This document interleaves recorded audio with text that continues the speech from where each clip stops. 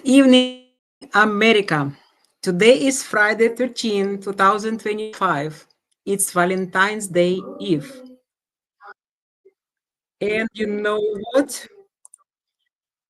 And you know what we wanted to discuss today? We want to discuss how people can meet appropriate people, how we can build relationship in business, how we can build team, how to find right partner. Because Valentine's Day, who said it's only about romance? We all are people. We still build in relationship. And we still build it on the base of right feelings, right qualities. Okay, and the best person who can support this discussion the best way is my mentor, business coach, guy who teaches people how to fix our brain, how to work with our mindset, Jessie Stanton. Hi, Jessie. Elena, how are you? Thank you so much. That was such a wonderful and kind introduction. So what I gathered from here today is that Elena brought me on. It is Valentine's Day Eve, and we're going to do some matchmaking. Is that what's going on? Or did I totally misread this entire thing? Yeah, we're going to do Valentine's party today. Yep. I love it. I love it. I'm excited. Thank you so much for being here. It's truly an honor and a privilege. You know, Elena, do you know who Alice Cooper is? Who? Oprah? Yeah, of course. Oprah Winfrey. No. Alice Cooper. Oh, Alice Cooper, singer. He is a singer. He is from the 70s and 80s. Anyway, there's a movie called Wayne's World. I don't know if you've ever seen it, but there's a scene in there where Wayne and Garth, who are the two main characters, they walk in and they see Alice Cooper, and they're just like, they get on their knees and they're like, "We're not worthy. We're not worthy." Like that's how I feel when I come on your podcast. Like to see what you are doing and to see what you've done. Like, oh my gosh. Like I can't even imagine where you're going to be by the end of the year. I can't imagine where you're going to be in 5 years from now. Like I already see your trajectory, and I'm just so humbled to know you and to have that friendship that I have with you. And that it's very inspiring and motivating. And every time I come on here, like that's what's going through my mind. I'm like, oh my gosh, like Elena, like I'm not worthy. Like you're doing amazing. And I just so grateful for you. Thank you so much, Jessie. I learned just as much. So thank you. Thank you so much, Jessie, from bottom of my heart. And you know, we all growing just because we met right people. This is what our today's party is about, right? Right. Right. Cool. So for those who doesn't know, me and Jessie, we are members, students of wonderful community Sub2. It's multi-thousand members community where people work, where they build real estate investment business, where they buy, where they wholesale, they will fix and flip and blah, blah, blah, blah. But unfortunately, not everyone does actions and not everyone understands we cannot build this empire alone. And this is our purpose for our podcast today. How to find right partner, how to build team, what should we avoid, what we should expect, and whatever. And because, you know, everything starts from here, right? We have this picture here. So what we should start from, what should be our first small step? You start into real estate and you realize you cannot do it alone. Jessie, what we should do next? Yeah, good question. You know, Carlin Hostert is a very near and dear friend and business partner. And, you know, I share this anytime that I get the opportunity. She always says, you know, Jessie, real estate is not a monogamous relationship. And I'm like, okay, cool. Like you're absolutely right. It's the only time that for the majority of the populace, they will agree that, okay, yeah, polygamy is welcomed here. So you're absolutely right. It is when you decide to run it Han Solo and do everything yourself. I mean, it is the slowest way of doing anything. And contrary to popular belief, you learn nothing. You will learn 10 times more by working with other people. You'll learn a lot about yourself. And so I think, Elena, in my humble opinion, I think that's where you start. I think in order to find out the who's that you need in your business, because one thing that I was told from a very early on stage in my entrepreneurial journey was, Jessie, when you have a kink or something that needs to get done in your business, it's not, how do I do this? Because that's most of our default thinking. From the time that we grew up, we had parents or relatives or guardians that told us how to do things and when we should do things. When we went to school, we were taught how to do things, and we did it all by ourselves. Mhm.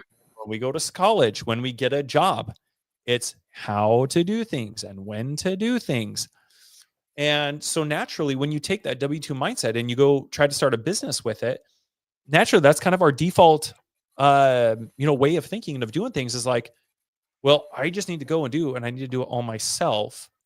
And if something needs to get done, then I need to go learn how to do it. So then I can bring somebody else on and teach them how to do the thing. And it's the slowest way of doing things. And so if you want somebody to be able to come into your business, it's not, how do I learn this, or how does this get done? The question is, who's already doing it, and simply just, who do I need to bring into my business? So if you're doing everything in your business, if there's more than 10 tasks, but let's say there's 10 things that you're doing. If you're doing all 10 things and you know that you need to go bring a who into your business, how do you decide which who you start with? And I think here's where you start. I think it starts with you. I think you Right. have to take I the love time it. to understand what gives you energy. What is it that you love doing? I love it. What is it I that you love just it. wake up every single day and you're like, man, I would just do this thing because it gives me so much energy, and I would do it for Yep. free. And then you go build skills around that one thing. And that's where you start, is with you. Love it. Because this is what actually I was thinking about. You don't have to start with what do you want, who you want to bring. Dig deeper, jump deeper into yourself, into your personality, right? Yes. Forget about whoever, forget about your family for a couple hours. Sit and think, who are you? What makes you happy? What processes in business? And my gosh, in love, what makes you happy? What you do that inspires you, brings you energy, right? Mm. Think about it. Yes. First, write it down, live with this, scale it, imagine it, and then you will understand where are your weaknesses, what are your strengths, and next step should be find people who like to do what you hate to do. Yes. 100%. 100%. That's it. That's it. The only other thing, and the student becomes the teacher. The only other thing that I would add on to that is, when you have clarity around, okay, we got 10 things that need to get done in the business, and this is the one thing that I love to do, or maybe even 2 things. But for everything else, there's got to be, maybe you can group 8, 9, and 10 maybe together and go find a who to take care of 8, 9, and 10. But I think, just like you said, you want to go find somebody. You don't want somebody who's the same. You want somebody who can complement what you are doing. And the only other thing I would add on to that, when you're looking for people, here's when you start to build a team, most people hire out of scarcity and they hire out of convenience. They hire out of scarcity or they hire out of convenience. So whether that's bringing somebody onto their team, whether that's somebody that they are JVing with, collaborating with, whether that's somebody they're bringing in as a partner, like usually the majority of the time, issues that people have is they don't even know who they need to bring in or why they even brought them in. Usually it's somebody like, oh, I met this person at an event and they were really awesome and we just hit it off and it sounded like there was some alignment. And so we thought, what the hell? Let's give this a go. And then they wonder why like things aren't working out. So I really reflect heavily on Abraham Lincoln's quote. If you had 6 hours to chop down a tree, I'd spend 5 hours sharpening my axe. And this is what he's talking about. If you take the time, this is why self-development and business are so important. when you take the time to have clarity around yourself, not only do you get clarity around the who's that you need to be bringing into your business, but when you take the time to now think about what qualities, what traits, what characteristics, what abilities, what skill sets am I looking for in a partner or in a team member? And don't negotiate on them. Don't negotiate with yourself on them. These need to become your non-negotiables. And because your standards should be high and your list be so specific, if you're truly not going to negotiate on that, volume is going to be the thing here. It's like, okay, cool. I've got these things. Odds are the next person or 2 or 3 people that I talk to are not going to meet all of these things. So in order for me to fit somebody, let's say you got to fit a star into a star shape, you've got to go through maybe 100 people. Maybe you've got to sift through 200 or 300 resumes. Maybe you've got to jump on a couple hundred Zooms. Maybe it takes you, a couple months. But when you get that right person in there and you execute with that level of clarity and complementary relationships, my goodness, like you will go so much faster as opposed to just bringing in the wrong people because it was convenient. Yep. So for anybody, you mentioned sub 2, for anybody who's going to squat up, one of the things that I challenged my clients to do, I said, hey, if you guys are going to squat up, don't do what everybody else is doing. Because if you want to be exceptional, then you have to be the exception, which means that you're not doing everything that everybody else is doing. You're not going to events and adding 100 phone numbers into your iPhone. I said, here's what you guys need to do. You guys need to pick out, what if I told you that you could only add 5 phone numbers to your iPhone at an event where there's going to be several thousand people? How now would that change your intent? How now would that change how you spend your time, the questions that you ask, the people that you network with? So for anybody here who's looking to find a partner or start building a team, now's the time to start sharpening your axe. So by the time you go down to squat up and you come back, this is what's on the horizon for the rest of the year. Yep. Cool. I agree, Jessie. And this is the example when quality over quantity, which usually when you start your business, you should start with quantity first, right? And life and Lord organically will bring you to the point when quality will grow through the quantity. But this is the opposite example. Find the quality, because squad up several thousand people. Really, you don't want to waste all your energy talking to everyone. I don't want to be rude, sorry, but really be mindful, be thoughtful about your energy. Yes, right? 100%, 100%. Fine. And a lot of times, like for entrepreneurs, like you said, you have the quantity first and then comes the quality. That's how I learned that I wanted quality, because I had to go through different partnerships, and I had to go through different people on my team. Like for the longest team, like I used to have people on my team that would come in, they'd be there for a couple of months and then they would leave.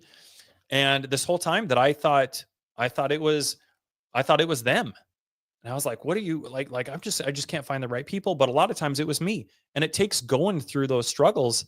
For me, it's going on 5 years now of trial and error and of large volume of working with people and figuring out what works and what doesn't work. And just, if you're intentional with what's working and what you're doing and why it didn't work, and you take the time to reflect on all the stuff and you're willing to accept accountability for all of it, you will learn so stinking much. And it's through that quantity that you're like, oh, wow. Like if I had it over to do again, I wouldn't go through this. I wouldn't spend the next, 5 years doing it exactly the same.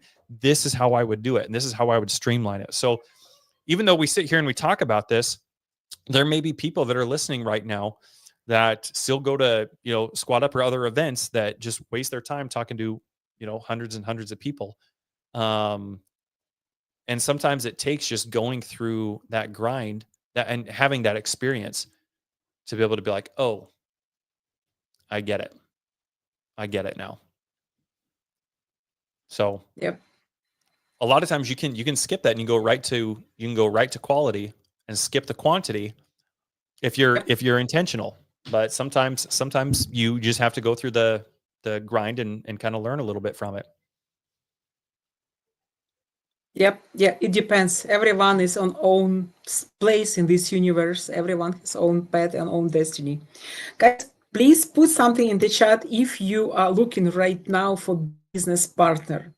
If you are looking to Hmm, extend your team, I like that. please I let know us Pansy just know. got a business partner. Ooh, Pansy, tell us something about what you were looking in your business partner, and did you guys achieve all your goals? Just really curious because you're a member of this society community and you know how it works. So let us know, please. Cool, cool, cool, cool. And Jessie, I would like you to open up a little bit structure for business because many people, even in sub 2, they still have this misconception that first you should start making money and only after you can afford yourself to start building your team Mm, because you don't have income, you don't have money to right, pay for people, but we have beautiful solution. And right. it's everything breaking solution. It can change your life totally. Very Yeah, simple solution. yeah, yeah. I would agree. I think one of the things that there's two things that I always press people on. If there's two things that I would encourage anybody to focus on if they want to truly change their life, one is going to be changing your environment. There are certain things, and this is everybody. There's certain things in everybody's life, certain anchors, could be a habit, could be relationships that are anchoring you and keeping you from moving forward. And it's up to you to recognize that and to cut those things so that you can move forward. And when you're change your environment, that those are the types of things that you're going to start to become more cognizant of. You're going to start to act in accordance with how everybody acts around you. So it's really, really important to be really cognizant of those things and to change your environment. And then number two is going to be focusing on becoming a world-class leader. Like, what does that even mean? To become a world-class leader, what does that mean? What kind of traits, characteristics, um, talents, skills? How does a world-class leader communicate? How do they serve others? How do they go about building a team when they have no money coming in their business? And one of the things that I've learned very early on that I'm just blessed to have had this experience that I have is learning how to become extremely resourceful. Being a good leader is not only a good communicator, but they understand the value of other people and their skills, and they have the ability. A good leader knows how to sell. A good leader knows how to persuade. And the way that I look at relationships is I'm always looking to see what the other person is trying to do, like what are their goals and why haven't they achieved them yet. So like if I'm raising capital as an example, I'll go talk to a lender and I'll find out like, hey, I'll make the conversation first and foremost all about them. If you want to leave a lasting impression on people, stop talking about yourself. Go talk about them. Go ask them questions. Be more curious about them than anything. And you're going to find out, like, if you're raising capital, you're going to find out what's important to them, why they're a lender, what's working for them as a lender, what are they looking for in a borrower, what has not worked for them in the past, what would they like to see moving forward, and then start solving those kind of problems. So just like you would with any relationship, whether you're working with wholesalers, other investors, raising capital, or building a team, that's part of being resourceful. You go find somebody else. Well, if somebody's building a wholesaling team and they are looking for an acquisitions manager, You know, you might have somebody who's like, you know, I'm looking for a team. I've been bouncing from team to team to team to team, and I'm trying to become a closer. I'm trying to focus on one thing and take those talents to a team and just help them close their deals. And if you take the time to understand what's important to them, why have they been bouncing from team to team to team? What would they like their ideal team to look like? What would they like the meetings to look like? What would they like the leadership to look like? What would they like the communication to look like? What would they like the day-to-day to look like? What would they like the support to look like? How often are they running meetings? How often are they able to get feedback? You know, all that kind of stuff. And you just start taking a list like, okay, what's important to this guy and why has he been bouncing from team to teams? And if it seems like this person is somebody who has the talents and the abilities that you're looking for, who can solve your problems, your job now is to solve their problem and create an atmosphere that they can thrive in and that is measurable and that has milestones, and just creating an atmosphere where they can grow. I always tell everybody on my team, I want you to work harder on yourself than you do the business. And my philosophy is simple. You build the people and the people build the business. And that's the difference between a boss and a leader. So when you can bring those two things together, and you can identify and have a conversation with somebody and be like, oh, this guy's looking for a team.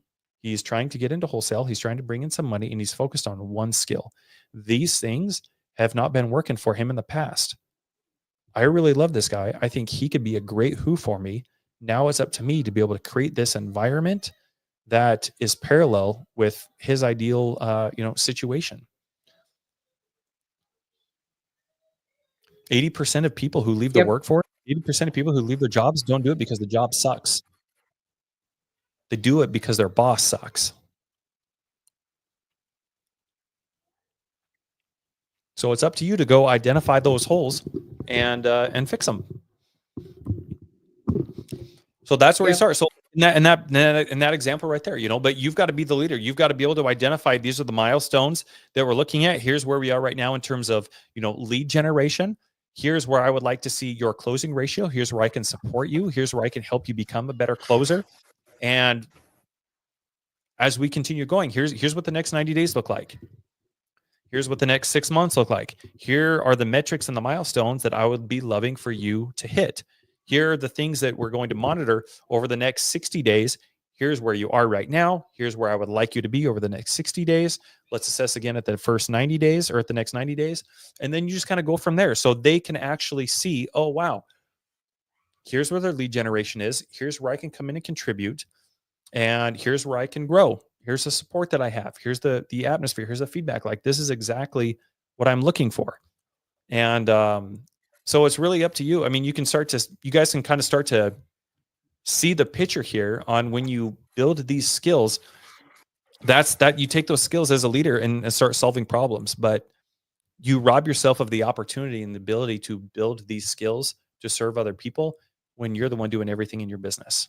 So first and foremost, you got to learn to buy back your time. So understanding what you're good at, and then how you're going to start bringing these who's in, so you can continue building these skills and creating that atmosphere and serving people.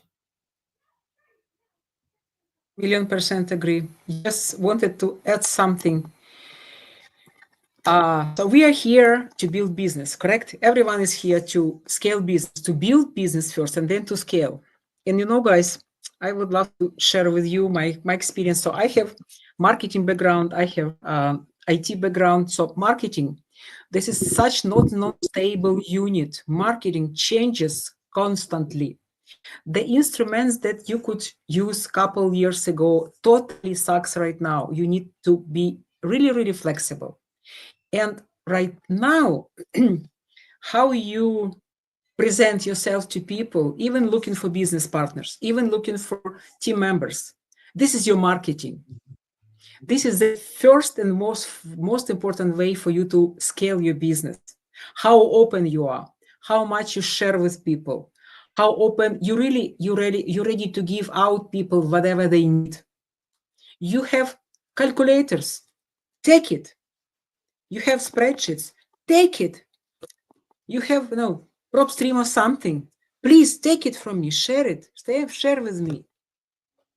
Find a way to help people. It's not because I'm Jesse's student. It's not because I'm his client and he teaches us all the time about it. This is really what I see from my experience. The more you give to people, the more you can organically, absolutely organically attract the best people. Not just the best, not just A-level people, not just leaders, but people who you really must have for this particular role, right? It happens, it's something in universe. I cannot explain it, really. And not just, you don't have to stay on the intersection and say, hey, people, who you need help with. You need to understand what you need. You need to tell about your needs to people, but from their perspective. You need, I don't know, you need business partner. You want to see this business partner B person, but you A person or whatever, Z person, introduce themselves. And my gosh, I'm still struggling with explanation, but present themselves, they themselves, help them to find themselves. Yes. Right? Help them, open their universe to them, and you will attract these people. It's, my gosh, it's so how it works. It's unbelievable. How Lord created all this universe, all these processes is unbelievable. Jessie, I'm sorry. I hope it was not too much chaotical. I believe it's understandable. Yep. 100%. No, I love it. You're exactly right. The more people that you help get what they want, the faster you get what you want. Like everybody's so focused on their business. I did a Zoom earlier this morning talking about that exact same thing. You know, you got people that are out here trying to build wholesaling businesses, and that's a whole nother conversation. I hate wholesaling, but you have people that are so focused on their own business. The way they spend their day to day is underwriting their own properties, their own deals, their own, whatever. And then they wonder why they're having such a hard time gaining traction or gaining momentum, or not having not hitting the milestones that they want, or not making the money that they want. You're thinking about it completely wrong. It's up to you to go take your skills and go serve other people with it. If more people were more concerned about helping everybody else than themselves, they would be in a much different position. They'd be much more elevated. They would have very strategic relationships. Their money would be different. Their relationships would be different. Everybody's so focused on themselves. And really, as soon as you start to realize that the more people you help get what they want, the faster you get what you want. I mean, it's universal truth. It is that. I mean, that right there is, speaking of Valentine's, that is the definition of love, and I'm going to go a little woo woo here for a second, but there's no frequency higher than the frequency and the feeling of love. And when you approach every single person like that, instead of asking what's in it for me, but how can I lead or give value to them? How can I serve this person? It comes back to you tenfold. It is the craziest thing in the world. But if more people would focus on that, their businesses would be very, very different. Real quick, I noticed Naomi's comment in here. Hope she doesn't mind me highlighting her for a second. I'm going to pick on her because I love her. Sure. I'll be looking for partners and team members soon, but my vision is lacking clarity. And while I'm okay with inviting people into my chaos has to at least be well defined. You know what? I would challenge you, Naomi. Here's what I would love to see from you, Naomi. I would love to see you go bring somebody in your business right now. Because here's what's going to happen when it's just you, when you just run in Han Solo. And by the way, this is for anybody who doesn't have a business partner or anything right now. When you're just running by yourself, it's kind of like, just like in really anything else. If you're going to the gym and you don't have a gym partner, as an example, if you don't feel like going to the gym, you're not going to go to the gym. Who cares? You're not going to show. If you just don't feel like it, it's like, all right, well, I'm just going to skip the gym today. I just don't feel like it. I'm just having a day, just whatever. I'm tired, whatever, insert whatever excuse. I don't have time. I woke up late. Yada, yada, yada, yada. Same with like calling leads. Like if you are supposed to call leads and you don't have a team, you're just kind of doing this by yourself, or you're putting this whole thing together, like you're just not going to do it. If you don't feel like doing it, if you're tired after you go home from your W-2, if you've got kids, whatever, and you just don't feel like doing it, like you're not going to do it. There's a reason why I have my clients, the very first thing that they do is I have them go hire somebody. I have them go hire an operations manager. And there's several reasons for that. But Naomi, one of those reasons being is so they feel pressure. Right now, most people don't have what they want, or they're not doing the thing that they want to do because they don't have any pressure in their lives. When you have somebody else who's coming in who's actually relying on you to cause some action, to make something happen, we as humans have this innate tendency to show up for other people. We won't show up for ourselves. But if we're accountable to somebody else, we are 10 times more likely to show up and do the thing, even when we don't feel like it. So I always encourage anybody. I mean, there's several reasons why I have my clients. That's one of them, is because you need the pressure. You need to grow. You need to stumble. You need to falter. You need to learn how to become a leader. You need to learn how to communicate. And the time is now. You need, if you're in chaos right now and you feel like your vision needs to be well defined, you go hire somebody this week. They're going to be relying on you to pass down your vision for the company. And that's going to create some pressure, which is what more entrepreneurs need. So anyway, Naomi, I hope you don't mind me picking on you. I know you don't. I love you. You're amazing. So I just wanted to highlight there. I don't know if there's anybody who, since we're talking about partnerships and, you know, building a team, I just wanted to give you guys something to consider if there's anybody else who's also, you know, in Naomi's situation, because I know I have certainly been in that situation. So there is a method to the madness. You're so welcome, Naomi. Appreciate you. You're awesome. Yeah. And you absolutely agree with you. Like you said, we have to be under pressure, because I don't remember where I read it. Maybe somewhere from Napoleon Hill. He said, only under pressure. If you're under pressure, it means you're under transformation. If you live comfort life, you will never achieve anything. You will boil yourself in the same, I don't want to say this bad word, but the same, just the same every routine. Nothing happens. Only pain, only pressure. This is a sign for transformation, for personal growth. Yep. Pressure is a privilege, and most people don't look at it that way. What a privilege to be able to have problems in your business, because you know what? My family doesn't. My family has a 9-to-5. My parents, my siblings, my grandparents, my friends I grew up with, people I went to the military with, they're comfortable. There is no pressure. What a privilege to be able Life to is great. have pressure. Yeah, absolutely. Yep. Absolutely. What a pressure to be able to grow. Yeah. Absolutely. And yes, I wanted to share with you something. So I grew up back in Soviet Union. And you know, guys, the style of raising children back in Soviet Union, almost all families, it was, as you will understand, military style. So children should obey parents. There is no American freedom. There is no way for you to go outside without hat in December. No way. Mama said, this is your jacket, this is your boots, and this is your hat for winter time. No way for you to say no. So, it means, it sounds for you guys, for Americans, like many children were abused. This is truth. This is truth. And many children got this trauma from childhood. This is absolutely truth. But you know, everything has pluses and minuses.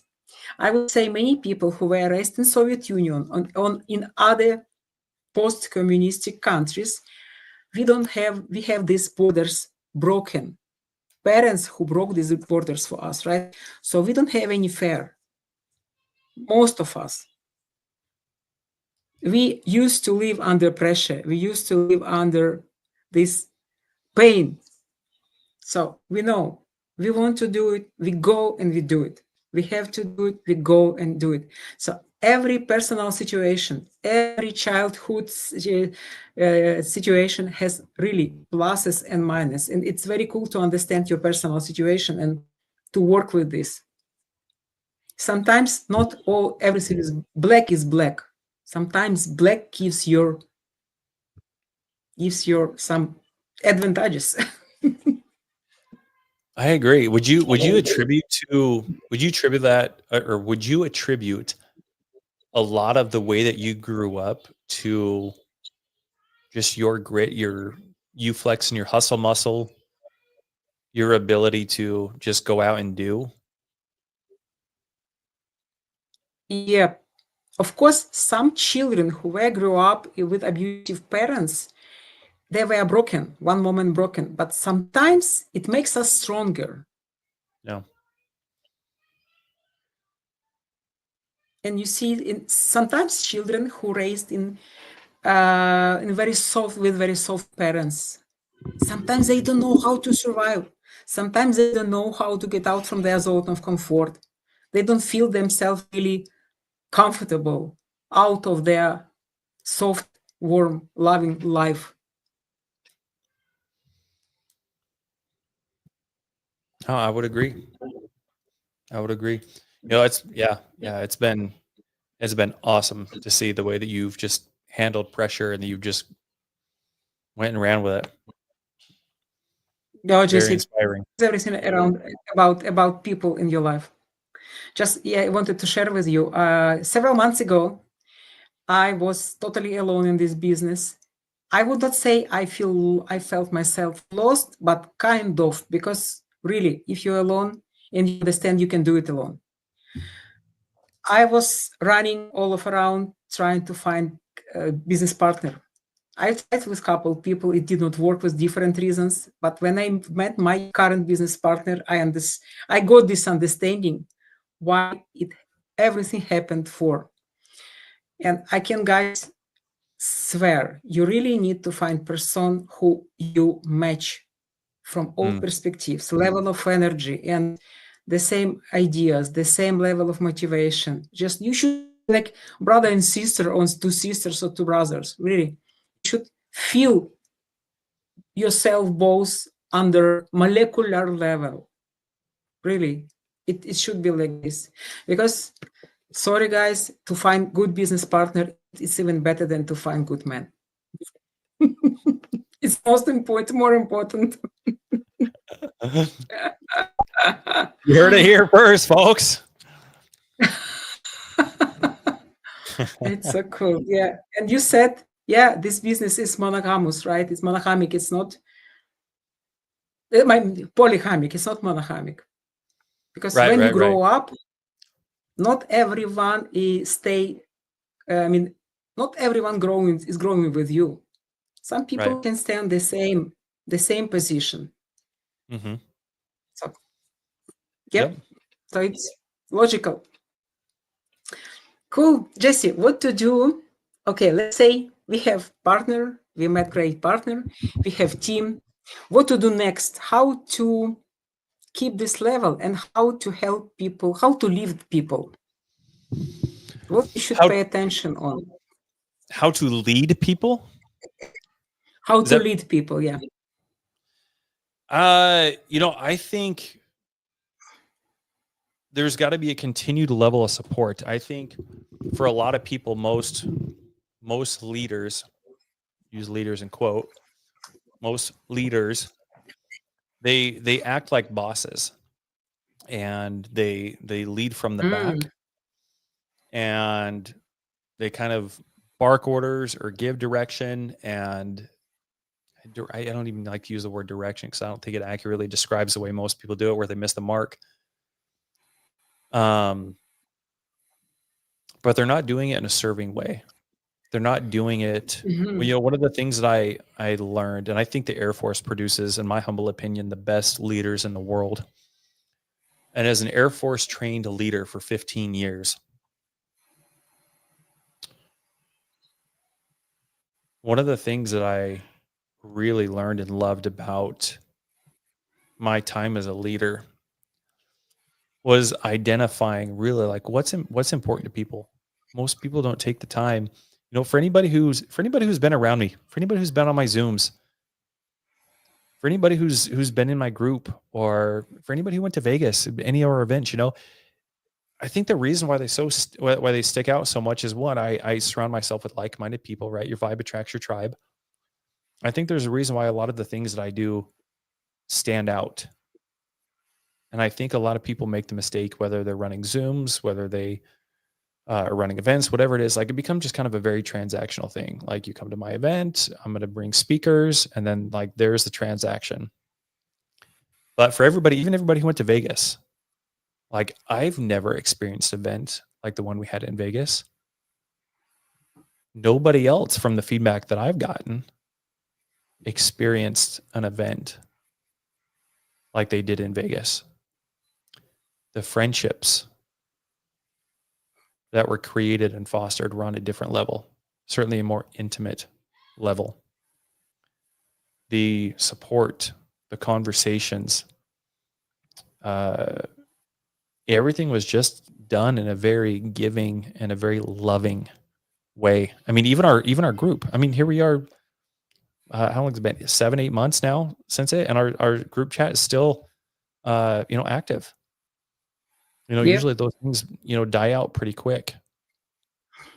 And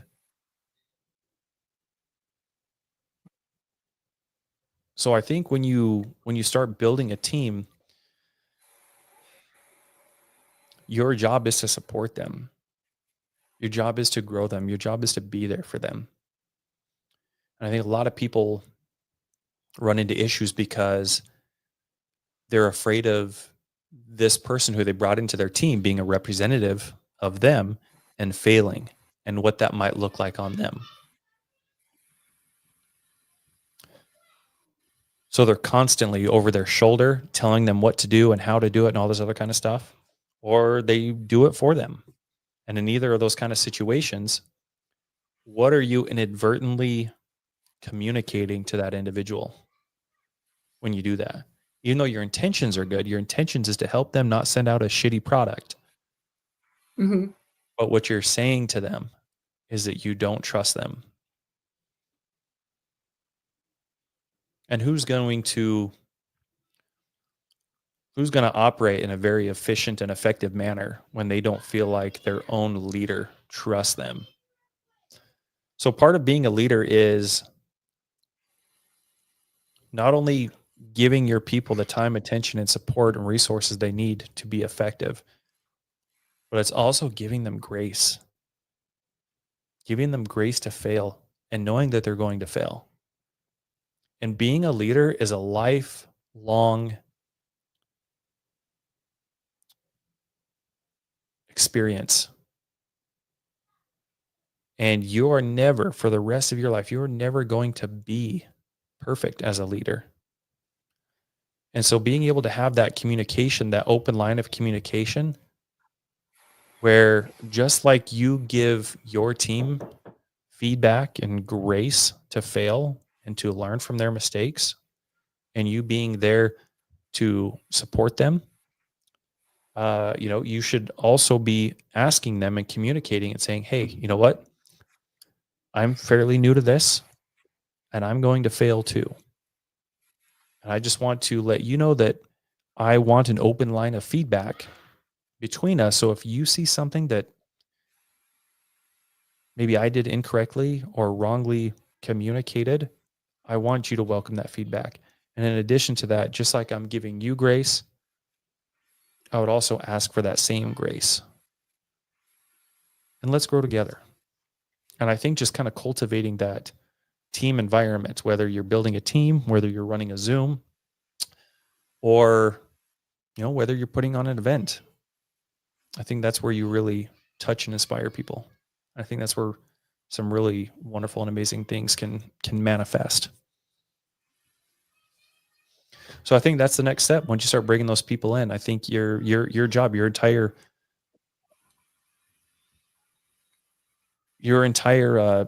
job is to be there and support your team. You build the team.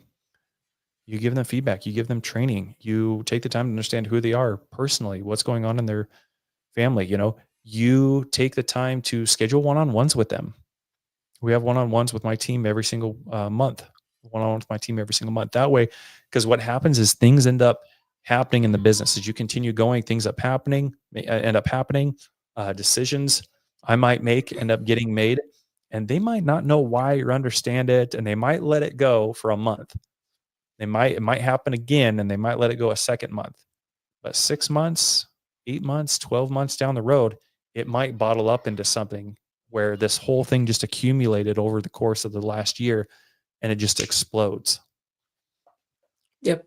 So being able to have a very real relationship with your people and being able to give them the freedom and the time to have those types of conversations so they feel empowered to address those certain things, and they can give context. Maybe they can give they get context around why a decision was made a certain way.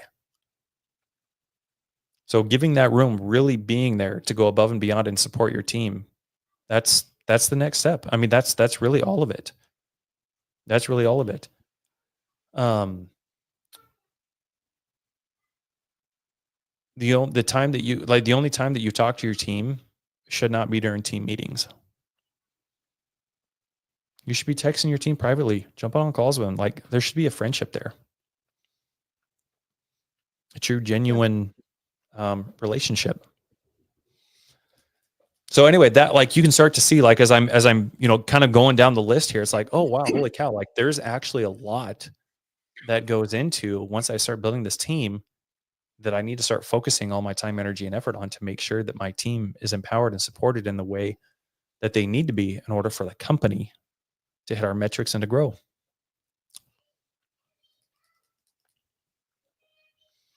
Yeah. Jessie, do you agree? You mentioned a couple minutes ago word director. So do you agree that what the difference between leader and director is huge? Director sits on their chair and they tell people what to do. Real leader leads people, gives the best example, builds the energy and builds the flow in the team. Do you agree with this? Yeah. Mm-hmm. Yeah, I absolutely agree with that. At the same time, I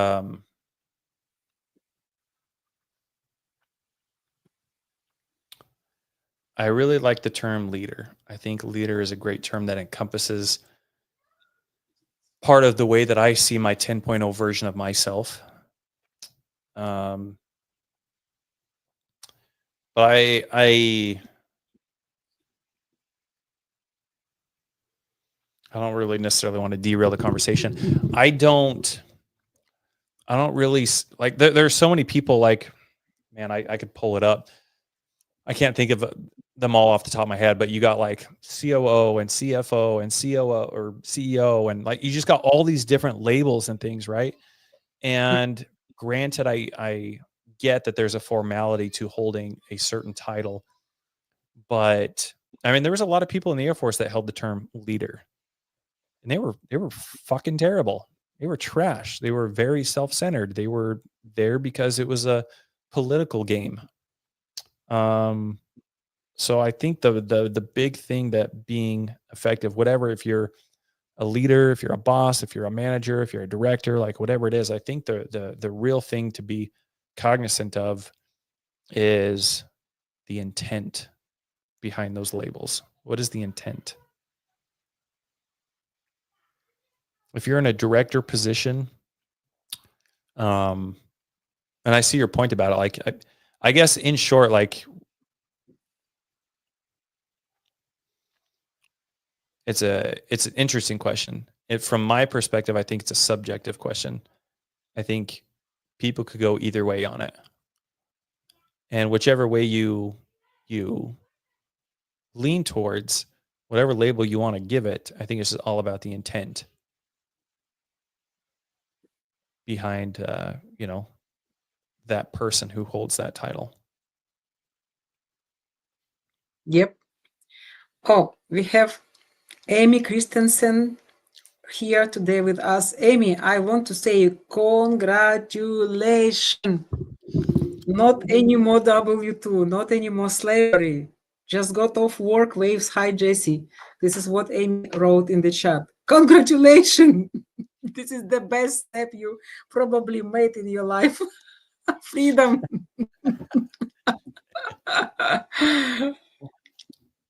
Oh my gosh, so cool. Jessie, do you remember the moment when you got rid of your W2 and you started this business, when you stepped into real estate?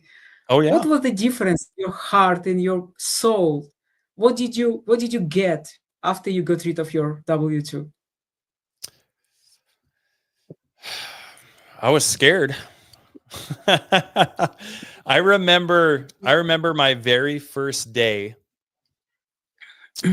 away from my W2, and I had to go to Lowe's that day, and it was like around noon, 11 o'clock, noon, somewhere in there.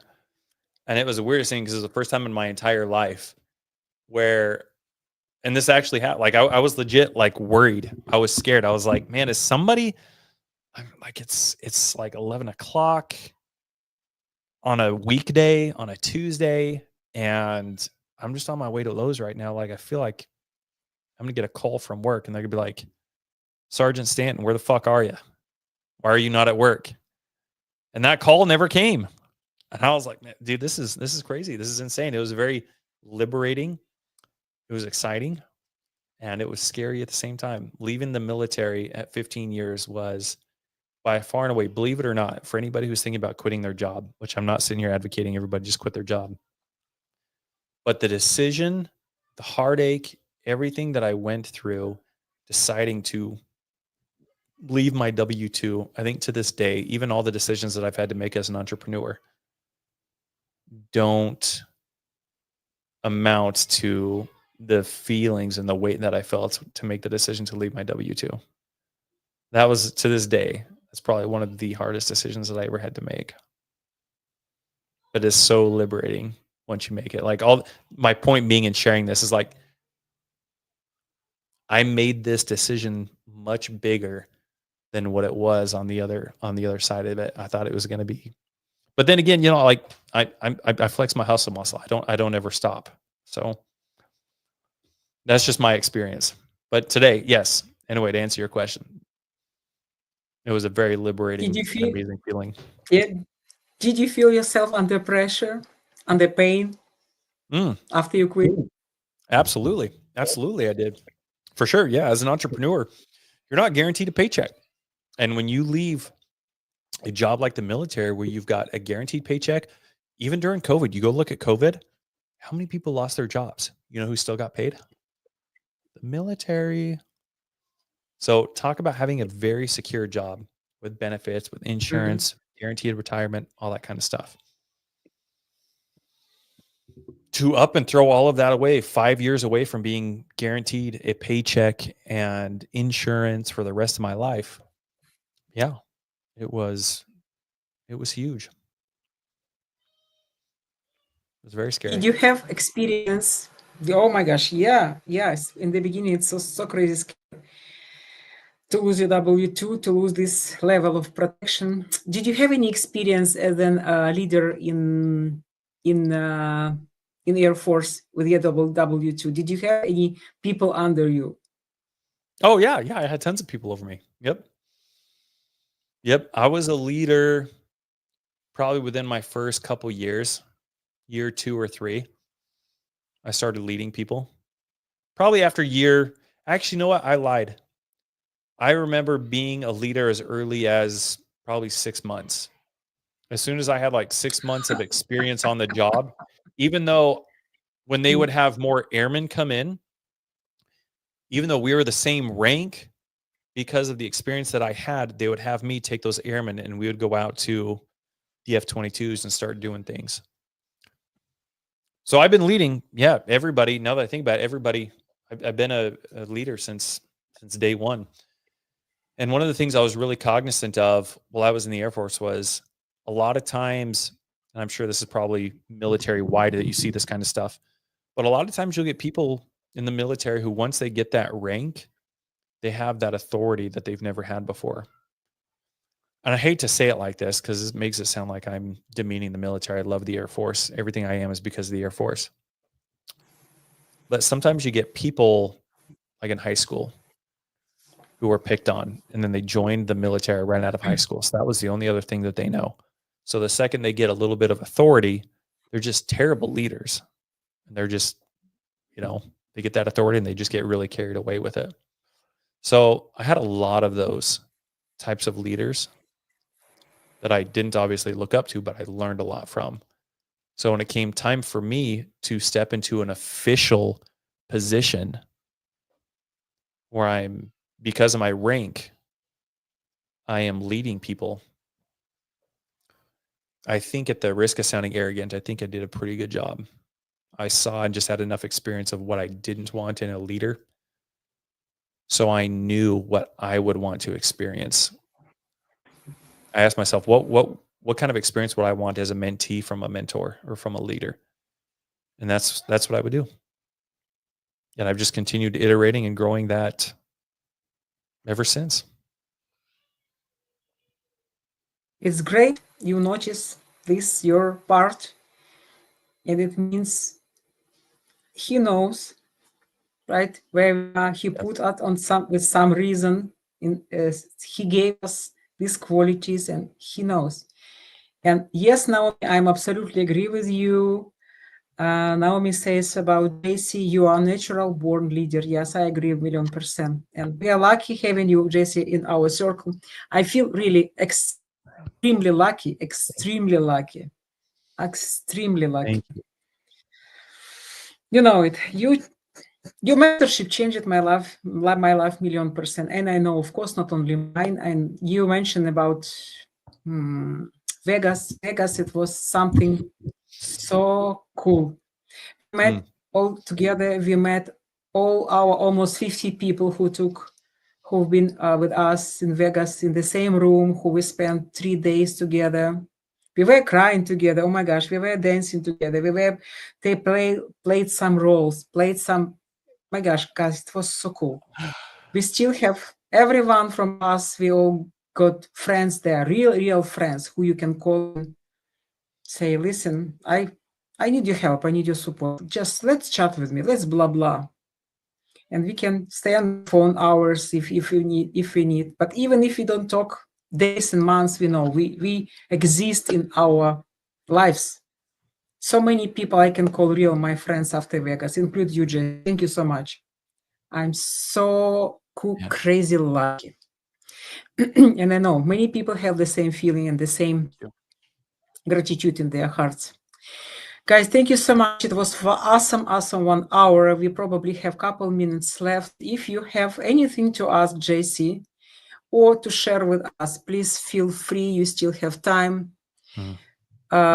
Ask any questions, share any your thoughts, because really team building and finding partners for your business, it's extremely important topic. It's number one topic. First, really, you need to understand who you are. And then after this, you will understand who you need and what to do next. Yeah, no, thank you, Elena. I can't tell you how much I appreciate you. Thank you so much for the kind words. Thank you. I fully receive that. Thank you. Thank you. Thank you. Thank you. Truly means a lot. Thank you. Thank you so much, Jessie. Okay. It was cool, and very, very, very helpful. Please, guys, don't take your time. Don't waste your life. Build your business. Attract correct people. Move forward. Move ahead. Whatever. Just don't sit on your ass and don't feel you're comfortable. Do something in your life, because this life is so short and so bright, and so many opportunities around you. Don't waste your time, really. Build your team and go. Feel pain, fail, whatever. Just go and do it. Do something. Well said. Well said. Thank you so much, everyone. If you first time in your life in my channel, please like this video, subscribe my channel. I would really appreciate, because my goal is to bring the best speakers, to give value to people, and to share something that could probably motivate you, or maybe to change something, one micro thought in your brain to change your life. So please help me a little bit. Thank you so much, guys. It was pleasure seeing everyone today. Absolutely, Jessie, you Thank the you. best of the best. Thank you, guys. Thank you so for being today with us. Have a Thank good you. night. Bye bye. See you guys. Good.